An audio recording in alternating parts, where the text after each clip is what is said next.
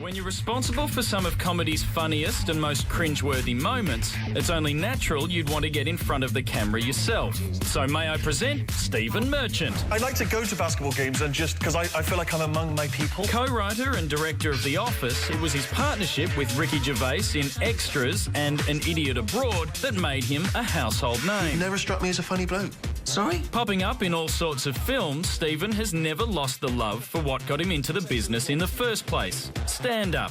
First reason I'm doing stand-up comedy is that any money I make, I don't have to share with you-know-who. So that's, And now he's here with his show, Hello Ladies. Or should I say... Hey, ladies. Hey, y'all. I like the way you move. Please welcome Stephen Merchant. Welcome to the project. Very excited to have you here. Let's talk about the stand-up show first. Hello Ladies. Yes. You are actually on the search for a lady, am I right? Well, yeah. I mean, don't come along to the show expecting to be made the one, you know. But I'll happily take, you know, any CVs, love resumes, gifts, cards, flowers. By all means, leave them on the stage. What is a love resume? You'd be surprised. When I did some interviews in England saying that I was doing this show about looking for a wife, I started getting these sort of what I can only describe as love resumes through the post that would just somehow they would find my address, which was really spooky, and it would basically be like a kind of letter with sort of their dating history. I was in a relationship between 1992 and 98. That didn't work out. Now I live at home with 3 cats. Creepy or quite... Really creepy. Yeah, right. Photographs attached, obviously. Not always the best shots as well. I mean, if you're going to send me a photo of you, get some professional shots done. Do you know what's a little insulting, though? Usually those women write to prisoners. Yeah. So it's kind of like... I know.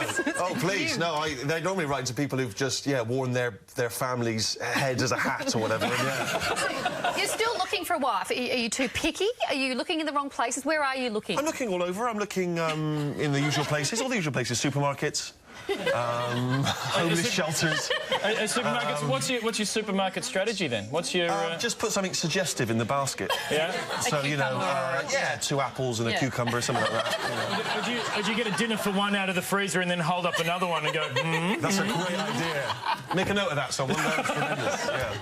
So an obvious question, what about Australian ladies? Have you had any of these love resumes from Australian women? No, I love the Australian ladies. I've been very impressed so far by the quality of the Australian ladies. Yeah, and I've said hi to a few. Most of them haven't said hi back. But you know, it's early days. I've only been here a week and a half. But yeah, no, I'm you know, who knows? I mean, as I say, I could. I mean, you never know, do you? You never know when love might land in your lap. It could be tonight, ladies. I'll send you my resume. Moving on, when you wrote The Office, did you have any idea how big it would be? No idea. No. We just did a show that we thought was kind of to sort of reflected our experiences of life in offices, and we just thought maybe like 1 million people in the UK would like it and take to it. And the idea that it then became huge and this thing that's been remade all over the world is extraordinary to me. That is remarkable that a quality British show was taken to the US and remade, and it wasn't appalling. In fact, it was brilliant. Yes. How were you genuinely relieved after that? I was just amazed because, like you say, I mean, there's so many shows, British shows, they've tried to remake Fawlty Towers, I mean, like 4 or 5 times in the US, and they just never managed to do it. And one of our things was we weren't going to get involved because we thought we'd done our version, and if we meddled in theirs, we'd perhaps try and replicate what we did, so we just left it to them. And, you know, I think we chose wisely the people that we sort of gave it to, and they did a great job. Is there ever a time where you watch what they did, though? Like, because they've had the opportunity to do 120 episodes, and you only did, what, 12 plus a couple of specials.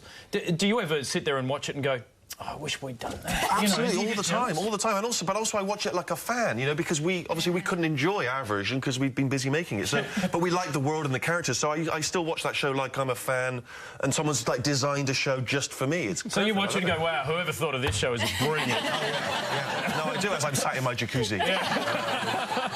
But they've done remakes all over the world. They did one. There's an Israeli version. There's some South American versions, a French version. I've always wanted to see a Japanese version where they just do a really good day's work and then go home. People watch and go, that is just like my life. Ricky Gervais is known... I call him Ricky Gervais because I wouldn't want to say Ricky, like it's personal. No, I think that's Ricky Gervais, he's Mr Gervais. He's known for, like, his no-holds-barred sort of comedy at the Golden Globe and stuff, but I get the impression when you're working together, it's possibly you that comes up with the harder core stuff, and he's the one saying that's a bit fast, Stephen? No, I don't think so. I think when we're in the room, you know, we are kind of constantly trying to kind of shock the other one sometimes. But I don't think that's what we set out to do. I mean, we've never set out to shock, really. I think we've always wanted to do something that was honest. And so many of the things that really make me laugh are uncomfortable real-life situations, you know, when particularly, you know, like I talk about in the stand-up show, dating, bad dates, because it's just excruciating, and I think everyone relates to that. So I think we set out trying to be truthful, and sometimes people take that to be offensive, but I don't think that's our intention. What about Carl Pilkington? How does he operate? How does he operate? We don't let him operate anything. Heavy machinery, cars, nothing. Because for those unfamiliar with it, the radio show, he was your producer, you worked with him, sent him on An Idiot Abroad, which he is genuinely an idiot abroad. Oh, he's a huge idiot. No, he's a real idiot. Is it remarkable that such an idiot, a genuine idiot, can be such a goldmine of It's comedy? unbelievable. We started working with him on a radio station, and he wasn't even supposed to be on the air, and we just started asking him these questions, and he would come up with these theories and these statements. You never see an old man eating a Twix. What's he talking about? What's he... And See, what I love about that is that's a fact that even the internet can't verify or discredit. No one can verify whether that's true or not. If you've ever seen anyone eating an old person eating a Twix, please write in. We were once talking to him about the fact there's a lot of celebrities who are only famous because of who their father was, like Callum Best, whose father was George Best, and so on. And we were saying, you know, they're only famous because of who their father was. And he said, well, you could say the same about Jesus. Yeah, I suppose so, Carl. On that note, we do have to take a break. Please stick around. Sure. Stephen's show, Hello Ladies, is touring around the country. All the details are on our website. The DVD is also out. Hot tip, see the live show, then watch the DVD. It's just better that way. We're going to take a break. We will be back, though, with Stephen in a moment.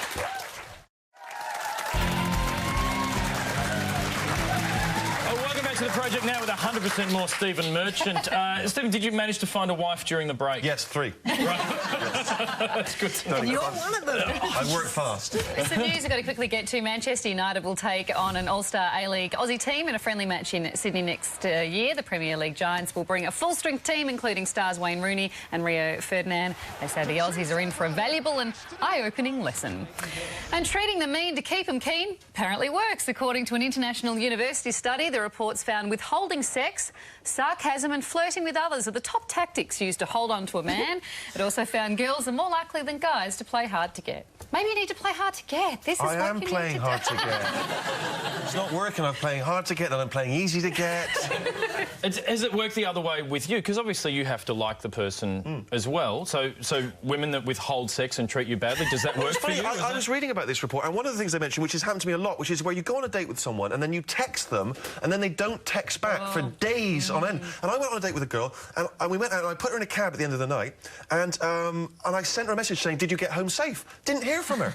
So 2 days later, I'm panicking. I'm genuinely like, she's in the ditch somewhere. And then a week later, she finally deigns to call me, and instead of being flirtatious, I was just angry. Thank God you're alive. Well, we could talk all night. Unfortunately, that is the end of our show. Would you please put your hands together for Mr. Stephen Merchant, Helen Tate and Kitty Flanagan. Modern Family's up next. We'll see you tomorrow night at 6:30. Good night.